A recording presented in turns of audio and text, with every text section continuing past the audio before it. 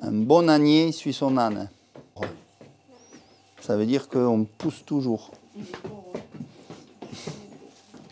Non, nous, on ne travaille pas de race. On est dans la grande famille des Equus asinus, en latin, hein, c'est-à-dire l'espèce asine, 31 paires de chromosomes, 62 chromosomes.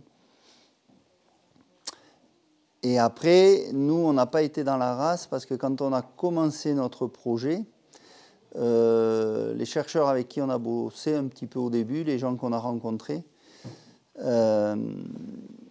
et dans la bibliographie, le lait d'ânesse, il était intéressant par sa diversité et sa richesse en certains enzymes, en certaines immunoglobulines, dans des protéines et des enzymes intéressants. Et les gens avec qui j'ai discuté, ils pensent que cette richesse, elle est due au fait de la diversité. Et quand on va dans la race, on va améliorer des critères, souvent au détriment d'autres. Hein.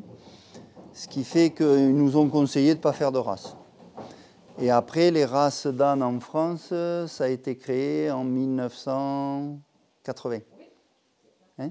Donc c'est très récent. C'est hyper récent. Ouais. Après, l'espérance de vie chez une ânesse, comme elle est assez longue, c'est 25-30 ans, et qu'on commence à les faire produire à 4-5 ans, ça fait que je partirai à la retraite avec mes ânesses. Donc au début, en effet, ça a été la cosmétique qui a été le tracteur de notre petite entreprise. Et puis petit à petit, comme on vendait aussi du lait à des laboratoires cosmétiques, mais quand les étrangers ils sont arrivés avec des laits beaucoup moins chers que nous, puisqu'en coût de production, nous on est ric-rac, hein, mais les étrangers ils sont arrivés avec des prix des fois, mais maintenant les Chinois ils sont 6 fois moins chers que nous. Et du coup, on ne tient pas le choc, quoi. Les labos cosmétiques français qui prenaient chez nous, ben maintenant, ils vont se servir chez les Chinois, quoi. Ce qui est normal, c'est la loi du marché, ça s'appelle. Mais ça fait que nous, on est obligé après, du coup, de se diversifier. Et on développe des nouveaux produits, plutôt dans l'alimentaire.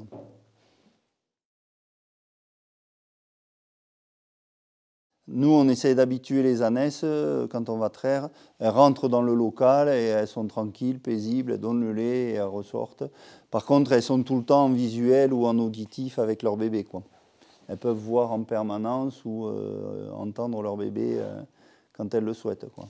Ça fait que ça stimule la lactation, quoi. Une ânesse, elle produit 1,5 litre pour nous par jour. Parce que le principe, c'est qu'on garde l'anon. Et donc, on partage le lait avec l'anon.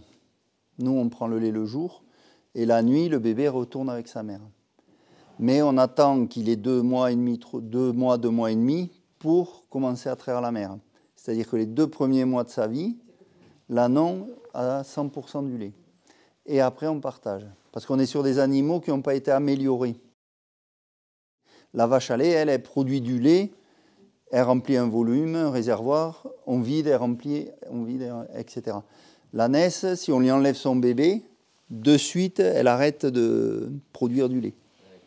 Elle coupe la lactation directe, puisque c'est la stimulation de l'anon qui va générer la lactation.